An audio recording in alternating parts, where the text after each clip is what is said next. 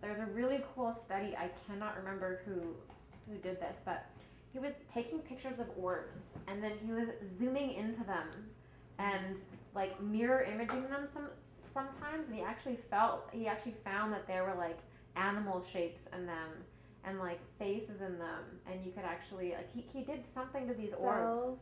There's been Geometric DNA structures, shapes. and sacred geometry. Yeah, and they're like bizarre. People think that they're dust, right? But yeah, that's my question. What's the difference between the dust particles that you see on the lens and the orbs that people have seen?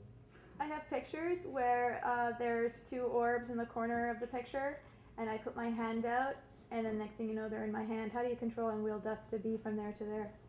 Oh, that was a lot taken for a second. Okay. There is something as well. Into your head?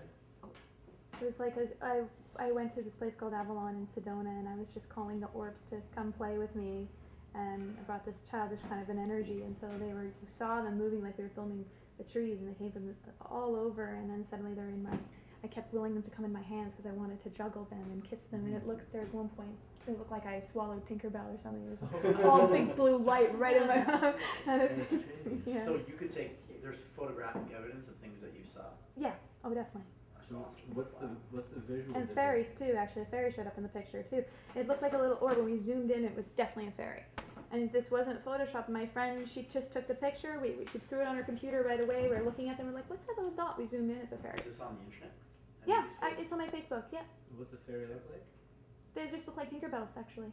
Yeah, there's all different kinds, but yeah, that one looked like a Tinkerbell. So what's the difference between the orbs that people see and dust? See, Visually, I mean, not obviously. I heard I One is. I remember talking to a photographer once about like dust on pictures and actual orbs, and there was something about, maybe Teddy knows this actually because he's the tech guy, but there's something about an actual speck of dust having a nucleus, a solidarity to it, and then like a nucleus, and then kind of around it, sort of like that, and that's how you can tell. And then an actual orb that isn't a nucleus or something like that, it's more energy, so like it's kind of like a blown up thing when it's dust, and I don't know, something like that. One of the ways that they know that a photograph is faked is because every image has a specific focal length. There's the area that's in focus and the area that's out of focus. When it's digital, your pixelation shows what's in focus, what isn't. A speck of dust getting in the way of, say, the lens or something would flare, like she said, like an atom. It would have a flare because it would be closer to the lens, so it has an observable different focal length, so it pixelates differently. It looks different when you examine it up very close. Whereas an object that's physically there in the same space with an object that's in focus will have exactly the same focal shape as the object it's next to. So that's how you know a picture's not fake. If you see a ghost picture and the ghost doesn't look like it's quite at the same focal distance as the other, it might be a fake. If it looks like it's the same, it might be the real thing. I could not have explained that like you did. Thank you so much. This is what I want everybody to share. It's great. I have a very bizarre kind of an experience. I don't even know if it's an orb. If anybody can help me shed light on this, excuse the pun, then please feel free to. I was walking home with my girlfriend, and the whole sky lit up bright fluorescent green. Hi, random stray. We found it at the well one day in the spring. This is Michael.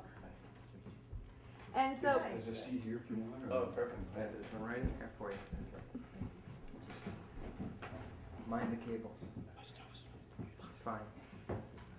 You have to mention it. that's kind of controversial now. I think you should just bring it out on the table. Anyway, they're helping me shed light into this mystery, okay? I was walking home with my girlfriend, and there's this bright fluorescent green.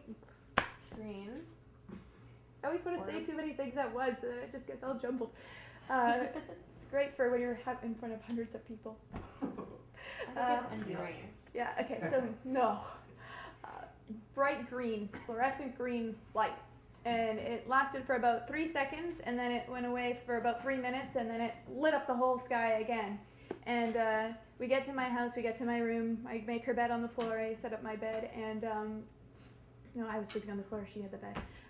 And we were talking about this green light, and the whole room lit up with the green light again, just everything. Just imagine you're in your room and it's pretty dark, and then suddenly bright fluorescent green light, and it stayed there for 3 seconds, and then went for 3 minutes, and then 3 seconds it came back again and then gone for 3 minutes, and then again 3 seconds, and then that was it.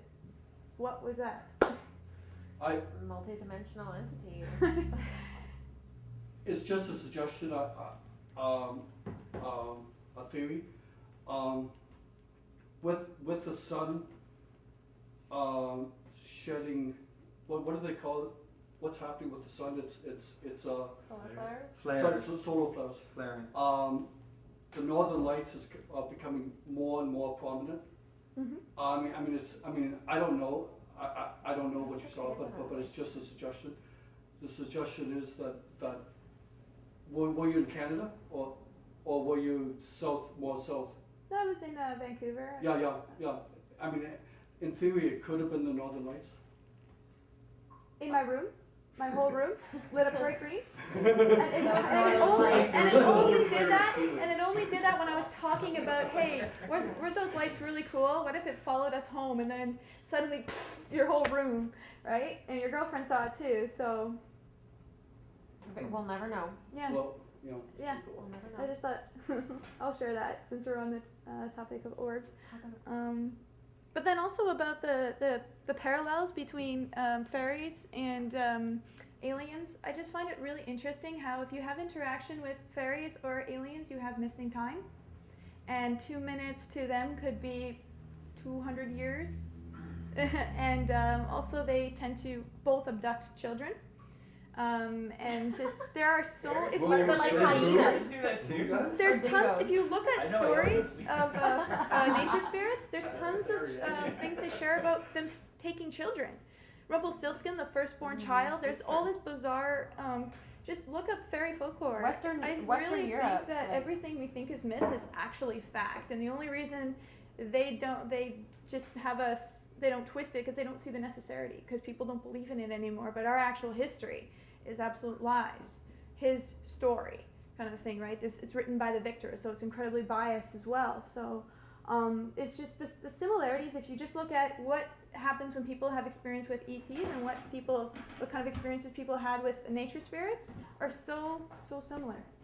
It's incredible. Even angels too. So I was at one time playing with the idea that what if they appear to us in our belief background perspective, because a Hindu will see Krishna, a Christian person will see Jesus or Mary, a person who is connected to nature or lives out in the woods is going to see a nature spirit, a person who lives in this time like more in the city is going to see, or a scientific based kind of a thinking logical is going to see a UFO, or angels. So everybody has, a religious person could see an angel too, but like, do you see what I mean? It almost seems like they're as if it's a reflection or a hologram perspective. So They're using what we know. yeah, that's right. So they're using what we're comfortable with, because I know that angels are androgynous, but they'll still regardless appear as a male or female for it to be comfortable for us, so we don't get too shocked by what's going on here.